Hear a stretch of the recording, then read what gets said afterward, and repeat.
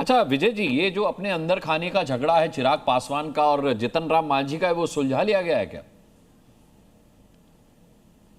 आपको एक चीज बता दें कि यहां पर जो सबका साथ सबका विकास का मंत्र स्वीकार किए हैं, वो सेवा के भाव से राजनीति कर रहे हैं। मेवा के लिए राजनीति नहीं है, इसलिए झगड़ा नहीं है। हमारा सक्षम नेतृत्व सबको सम्मान देते हैं और लोकतंत्र की खूबसूरती में ये पंचामृत पांचों पार्टी मिल करके बिहार की पवित्रता, बिहार के मान सम्मान स्वाभिमान के लिए मिल करके लड़ेंगे। कहीं कोई प्रश्न इफबट नहीं है। विजय जी, खबरें पढ़ती हूं और इसीलिए कुछ पुरानी खबरों पर आपका ध्यान दिलवाना चाहूंगी। आपके अस्पतालों में पानी भर जाता है, नवजात को चूहे खा जाते हैं, जो आईसीयू है उसमें चूहे दिखाई देते हैं। ये मैंने हेल्थ की बात करी।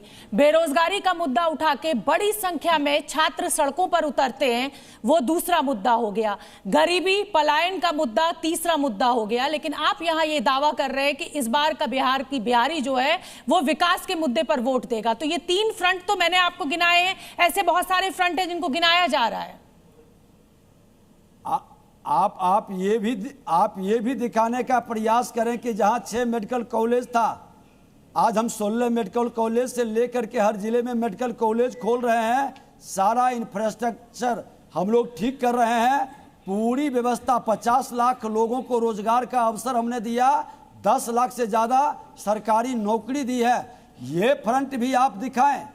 आज बता देते हैं कि अपवाद में कोई एकाध घटनाओं को दिखा दे तो अपवाद तो व्याकरण का एक शब्द बना है। नित्यानंद राय इस वक्त कुछ कह रहे हैं, मैं निवेदन करूंगा आपसे कि बस कुछ पलों के लिए रुकिए, हम आपके पास लौटते हैं। सबकी बात सुने हैं और सबकी बातों को सुनकर जो निर्णय लिया है, और ऐसा नहीं है कि भारतीय जनता पार्टी ने कोई ऐसा, अभी तक तो मेरी जानकारी में नहीं है। बहुत बहुत धन्यवाद। अच्छा, कॉन्टेक्स्ट समझ में नहीं आया मुझे, हाँ। क्योंकि बात उनकी खत्म हो चुकी थी। विजय जी, सवाल यह है कि अब विपक्ष लगातार हमलावर है जिन मुद्दों को लेकर के। अब यह माना जा रहा है कि इलेक्शन पूरा उसी के आधार पर, उसी धरातल पर होगा। तो ये वोट चोरी का जो मामला है, सवाल यह है कि चुनाव आयोग से प्रश्न है, भारतीय जनता पार्टी से प्रश्न है। लग रहा है लोगों को कि बिहार की जनता को विपक्ष ने अच्छी तरह से बता दिया कि भाई आपके वोट चोरी होते थे। फिर पार्टियों की मांग थी कि भाई छठ के आसपास चुनाव पड़े, जिससे कि लोग छुट्टी पर आते हैं तो मताधिकार का इस्तेमाल भी कर सके। बट छठ 27 तारीख की है, पहला चरण 6 तारीख का है, तो इतनी लंबी छुट्टी तो मिलती नहीं लोगों को। इसका इंपैक्ट क्या देख पा रहे हैं आप? देखिए, लोक आस्था में हमारे हर बिहारी पूरी तरह से लगे रहते हैं और चुनाव आयोग को मैं धन्यवाद देता हूं कि ये पहली बार होगा कि लोक आस्था के महापर्व की पवित्रता के साथ लोकतंत्र के महापर्व में उनकी भागीदारी होगी। और ये भागीदारी पूरी पवित्रता, पारदर्शिता के साथ हर बिहारी गौरवान्वित होगा और बिहार निश्चित तौर पर एक नए इतिहास को रचेगा। विजय जी, मेरा आपसे सवाल यह है कि सीटों का बंटवारा इस बार किस फॉर्मूले पे होगा? पिछली बार जेडीयू 115 सीटों पर लड़ी थी, बीजेपी 110 पर लड़ी थी। क्या इस बार ये उल्टा होगा? क्या बीजेपी जो है वो बिग ब्रदर की भूमिका में आएगी और जेडीयू को कम सीटें मिलेंगी? मैं फॉर्मूला जानना चाहती हूँ, क्या चर्चा हुई है? चिंता न करें अनुभवी नेताओं का। हमारे पास सारे अनुभवी नेता बैठे हैं और वो बैठ करके समाधान कर चुके हैं। चिंता किसी को नहीं करनी है, बहुत जल्द रिजल्ट सामने आ जाएगा।